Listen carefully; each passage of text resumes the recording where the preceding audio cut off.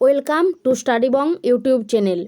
আজকের GK class science নিয়ে MCQ. তো 1 নম্বরে কি কোশ্চেন আছে, রিপালশন দশা কাকে বলে? প্রোফেজ, মেটাফেজ, এনাফেজ নাকি টেলোফেজ? তো উত্তর কি হবে? এনাফেজ। রিপালশন দশা হচ্ছে এনাফেজ। এনাফেজ মেটাফেজের পরে আসে। তো নেক্সট কোশ্চেন কি আছে, কায়াজমার আকৃতি কেমন হয়? ওয়াই এর মতো, 2 এর মতো, এ এর মতো নাকি এক্স এর মতো? কায়াজমাটা কোথায় পাওয়া যায়? ওখানেই মেটাফেজ দশা। তো এক্সের মতো হয় কায়াজমা। কায়াজমার আকৃতি এই রকম হয়। তো তারপর আছে ক্যাপসিডবিহীন ভাইরাসকে কি বলা হয়? প্যালপোমিয়ার, লিলো ভাইরাস, ক্যাপসোমিয়ার নাকি ভাইরয়েড? ভাইরাস, তাহলে ভাইরয়েড হবে। অ্যান্সার হচ্ছে ভাইরয়েড। ভাইরয়েড। হিমোগ্লোবিনের মুখ্য উপাদান কি? কি আছে? ক্লোরিন, লোহা নাকি কপার নাকি ক্যালসিয়াম? তো হিমোগ্লোবিনের মুখ্য উপাদান লোহা, মানে কি আয়রন। আয়রনের সংকেত Fe, এটাই হচ্ছে হিমোগ্লোবিনের মুখ্য উপাদান। আয়রনের অভাবে কি হয়? রক্তাল্পতা। তো তারপর কি আছে, জীববিদ্যার জনক কাকে বলা হয়? থিওফ্রাস্টাস, অ্যারিস্টটল, কেরোলাস লিনিয়াস নাকি গ্রেগর জোহান মেন্ডেল? জীববিদ্যার জনক কে? অ্যারিস্টটল। তারপর কি আছে, রেড ডাটা বুকে কোন তথ্য পাওয়া যায়? রঙিন মাছ, রঙিন ফুল, বিপদগ্রস্ত উদ্ভিদ প্রাণী নাকি কোনো নির্দিষ্ট স্থানের উদ্ভিদ প্রাণী? তো রেড ডাটা বুকে কি পাওয়া যায়? বিপদগ্রস্ত উদ্ভিদ প্রাণী। এছাড়া আরও আছে গ্রিন ডাটা বুক আছে। মানবদেহের সবচেয়ে বড় পরিপাক গ্রন্থি কোনটি? লালাগ্রন্থি, পাকস্থলী, যকৃৎ নাকি কোনোটিই নয়? মানবদেহের সবচেয়ে বড় পরিপাক গ্রন্থি হচ্ছে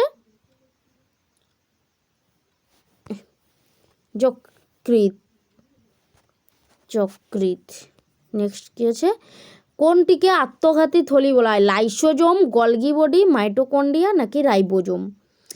তো আত্মঘাতী থলি বলা হয় লাইসোজোমকে। মাইটোকন্ড্রিয়াকে কি বলা হয়? কোষের শক্তিঘর। মাইটোকন্ড্রিয়াকে বলা হয় কোষের শক্তিঘর। তো নেক্সট কি আছে, পিতবিন্দু কোন অঙ্গের সাথে যুক্ত? চক্ষু, কর্ণ, নাসিকা, জিহ্বা। চক্ষু, কর্ণ, নাসিকা, জিহ্বা, ত্বক, এগুলোকে কি বলে?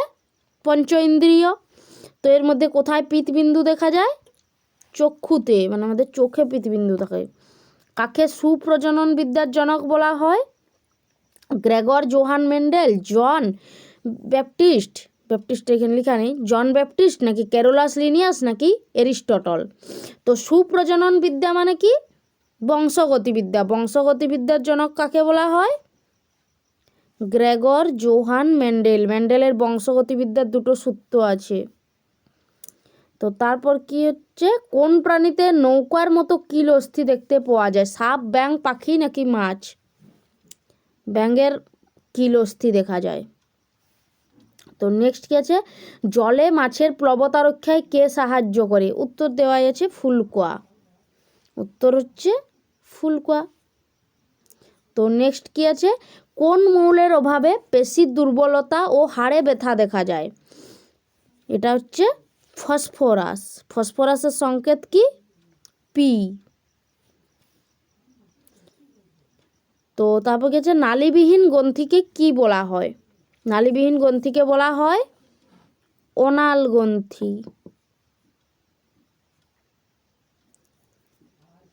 অনাল গ্রন্থি বলা হয়। তো আজকের ক্লাস এই পর্যন্তই। তোমাদের ক্লাসটি ভালো লাগলে তোমরা লাইক, কমেন্ট, শেয়ার এবং সাবস্ক্রাইব করতে ভুলবে না। তো thanks for watching this video.